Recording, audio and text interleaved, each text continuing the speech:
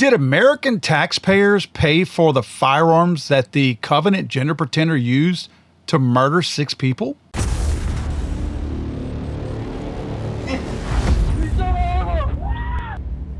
Hey there, friends. Welcome back to another Legally Armed America video. I'm, of course, Paul Glasgow here, the one and only truth pimp dealing you a vulgar display of logic and reason on a daily basis.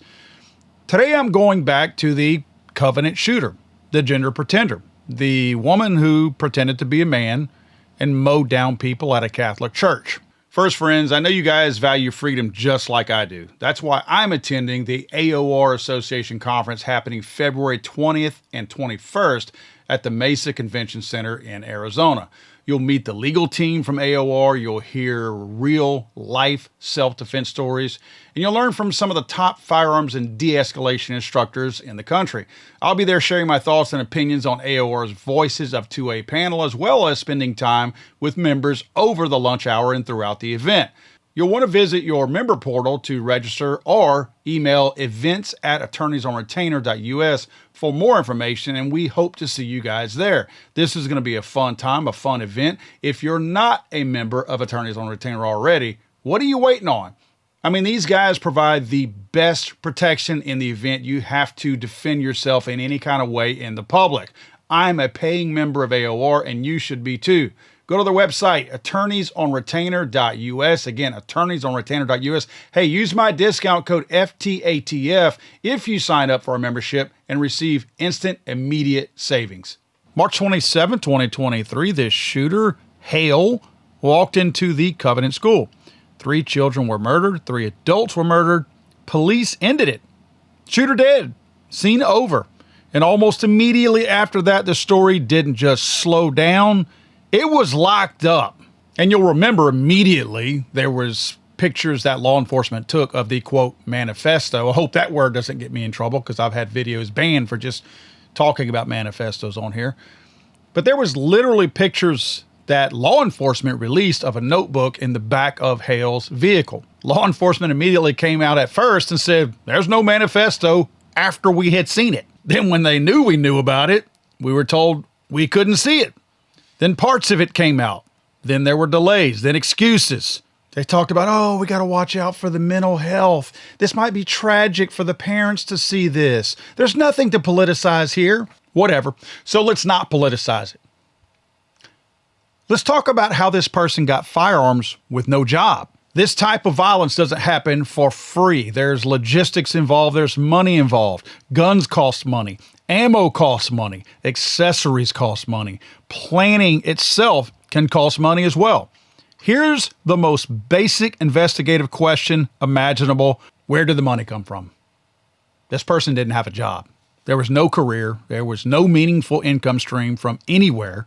There was no business that this person owned, no public explanation for how thousands of dollars were spent on firearms and ammunition, but the weapons existed, the gear existed, the planning was there as well. So again, where did the money come from? New FBI writings show that Hale kept a personal account savings record, and according to the Gateway Pundit summary of these newly released files, one page in Hale's own writings labeled Account Savings Record appears to include references to federal student aid checks alongside financial entries. The entry reportedly starts with FAFSA. Grant checks started at $2,050.86. It continues with ledger-style notes showing various amounts from Nosy College of Art and Design, where Hale was enrolled. This type of ledger in context appears to combine financial reference with items about weapons planning for the attack. You see, the financial entries are adjacent to weapons planning notes. The Gateway Pundit article claims that the account savings record page, which includes aid figures, is located near extensive notes about those weapons that Hale planned to purchase or did purchase. This proximity in Hale's own writing is the main piece of circumstantial evidence cited, and I believe this is pretty much proof to show us with no other means of income, this was the only income coming in, so this is what purchased the firearms and the ammunition. So that's weird. A government program? I thought they had checks and balances. I say that facetiously. You know we don't. And this is proof of it. Federal student aid is pretty much cash. It's not vouchers. It's not credits. It's not some restricted spending with limitations. It's cash. Once tuition and fees are paid, whatever is left over gets deposited directly into the student's bank account, their personal account, a direct deposit, refund check, same thing. Cash money right into their account. They spend it however they want. After that, the government doesn't track it. They don't label it. They don't follow the money to see where it goes. Quite frankly, they probably don't care because they're in the business of giving money away. Once you stop giving money away, a certain bureaucratic group, then you don't get that included in your budget anymore. So quite frankly, they don't care where the money goes. They just want to know that it's getting doled out. Because once you stop giving that money out, you can't ask for it for next year's budget. So their goal isn't to prove that it's legitimately going somewhere, or in this case, not buying guns. Their goal is to make sure it's all spent out. These, quote, students can spend this money on anything: books, electronics, concert tickets, any kind of junk out there. And of course, yes, firearms. That's not a loophole or some conspiracy. This is how the system is designed. Give money away. We don't care how it's spent. We just got to give it away. Now let's talk about this like adults. At the time leading up to the attack, Hale was enrolled. She was receiving aid. Federal aid disbursements happened on predictable schedules, while at the same time, planning was documented in her own writings, weapon purchases were being made, and no alternative funding sources have ever been publicly shown or proven. That overlap matters, folks, because when that money arrives, the planning is already there. It already exists. Of course, purchases follow because that was the intended goal all along. Friends, that's called a working financial theory. You plan for something, you wait for the money to come in, you follow through with your plans. That's what this killer did. And before someone jumps in with, well, you can't prove that, so you need to just stop saying this. No one's claiming that there's some kind of a receipt or a paper trail that says Pell Grant with an arrow that says gun purchase for murder I'm about to commit. However, that's not how money works. Once this type of aid hits a checking account, it's completely indistinguishable from any potential wages, which at this point, there weren't any wages. This aid was her wages. There's no tag that follows that, no little memo, no alarm that goes off when it's spent like this. So there's really only a couple of ways that you can prove me wrong. And I'm challenging them to prove me wrong because I think I'm right.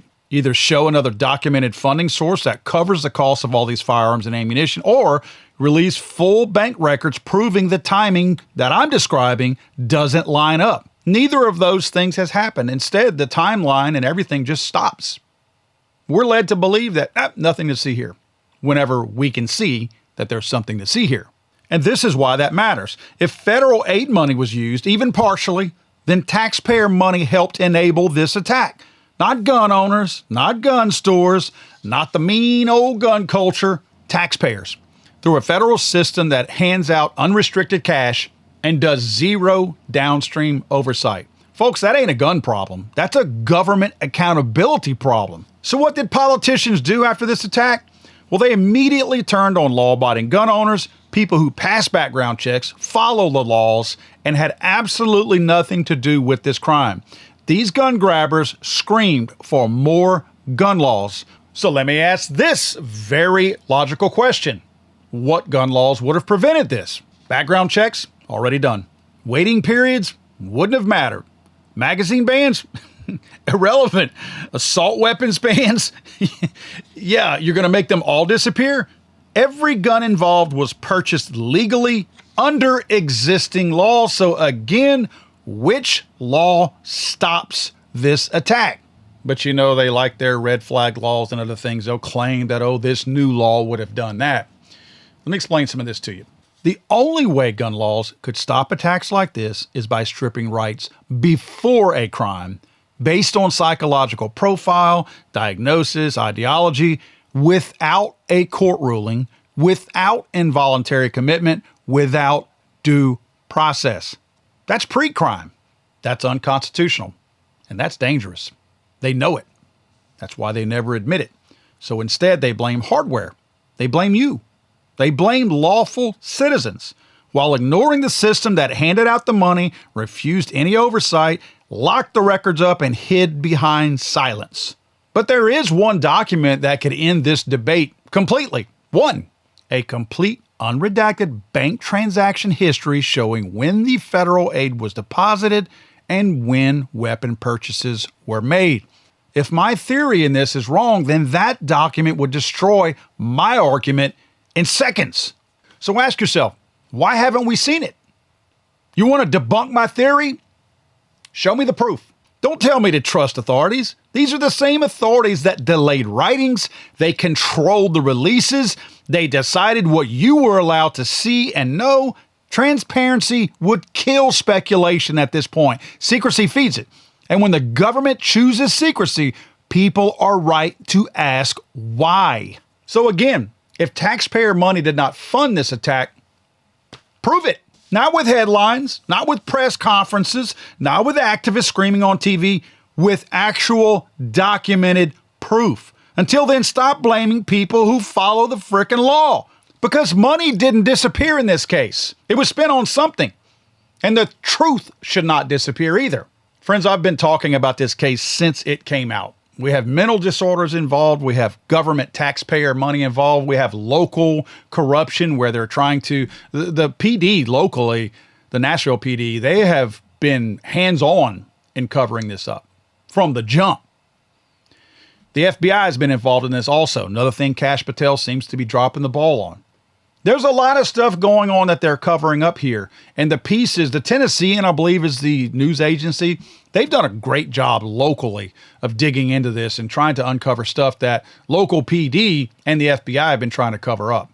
So I'm going to stay on this topic. I don't think the narrative is what they want it to be, and they keep trying to cover it up. So that anytime any feds or local law enforcement try to cover something up, there's way more involvement than what we see.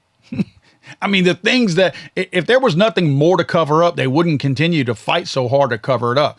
There's something else they don't want us to see, or it's just a normal narrative that we've got a person pretending to be something else, and they're wanting to protect that protected class of people in the media and in the local cultural environment down there in the Nashville area. Either way, it's lying. When you tell people that there's nothing there and there is, or you only give out pieces of the truth to try to say I'm telling the truth, the purposeful omission of the rest of the truth is just like telling a lie.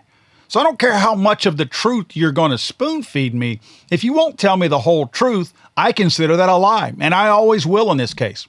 Guys, if you like the video, hit that like button. Make sure you're subscribed. Comment down below. What are your thoughts on this?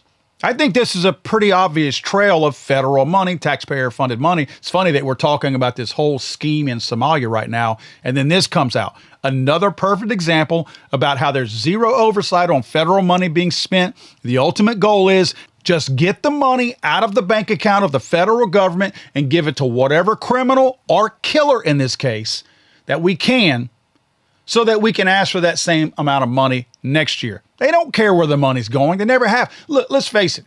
They might be taxpayers too, the people writing these checks, but they really don't care. They're bottom of the barrel people in these jobs.